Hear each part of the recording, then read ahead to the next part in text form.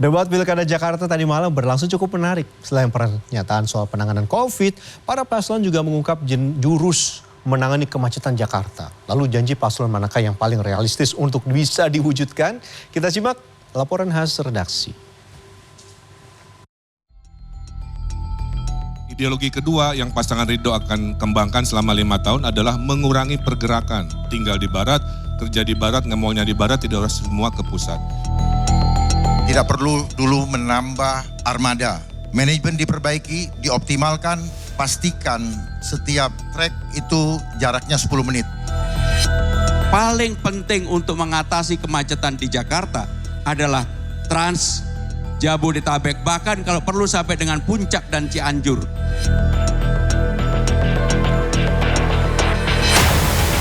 Tiga paslon kepala daerah Jakarta, yakni paslon nomor urut 1, Ridwan Kamil Suswono, paslon nomor urut 2, Dharma Pongrekun Kunwardana, dan paslon nomor urut 3, Pramono Anung dan Rano Karno Sidul, Minggu malam 6 Oktober 2024 melakukan debat perdana. Subtema akan diundi.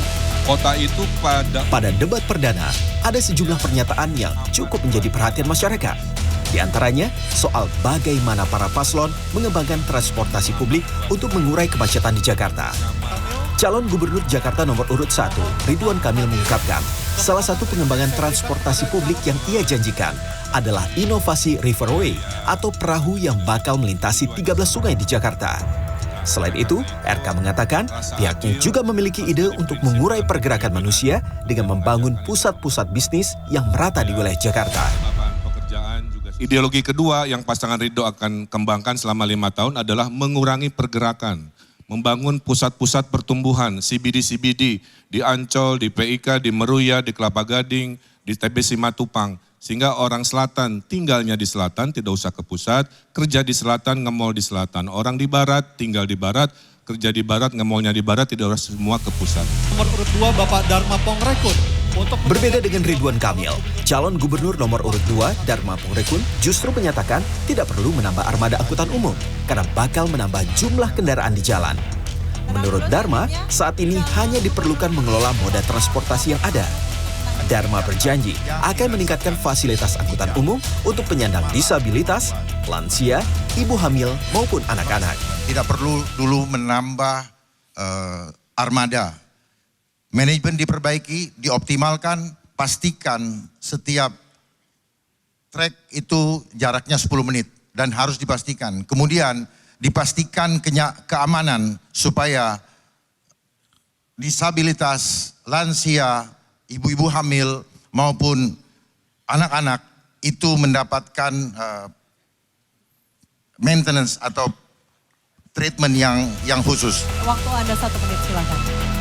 Sementara itu, calon gubernur nomor urut 3 Pramono Anung berjanji akan membuat Transjakarta lintas wilayah sampai ke kawasan Puncak dan Cianjur. Hal ini dilakukan untuk mengurangi jumlah kendaraan pribadi yang masuk ke wilayah Jakarta. Selain itu, ia juga berjanji menggratiskan biaya angkutan umum atau angkot bagi 15 golongan masyarakat di Jakarta. Calon Gubernur nomor urut 3. Kenapa itu dilakukan? Supaya orang berkurang banyak masuk ke Jakarta bawa kendaraan pribadi. Jadi maka dengan demikian yang paling penting untuk mengatasi kemacetan di Jakarta adalah Trans Jabodetabek, bahkan kalau perlu sampai dengan Puncak dan Cianjur. Kenapa itu harus dilakukan? Sekali lagi, untuk mengatasi supaya tidak banyak mobil atau kendaraan pribadi yang masuk ke Jakarta. Ketiga paslon sudah mengeluarkan jurus mereka pada debat perdana dalam menangani kemacetan Jakarta. Lalu, janji paslon manakah yang realistis diwujudkan? Menurut analis tata kota Nirwono Yoga, kemacetan Jakarta bisa diatasi dengan mengembangkan transportasi publik. Saat ini, baru sekitar 18% warga Jabodetabek yang menggunakan transportasi publik.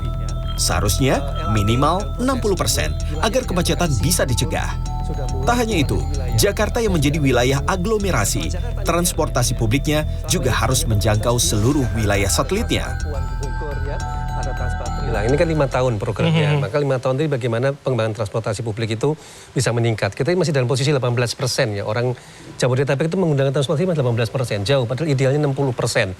Maka dari semua yang sudah disebutkan tadi, ada satu kata kunci yang harus diingat, yang justru belum disinggung.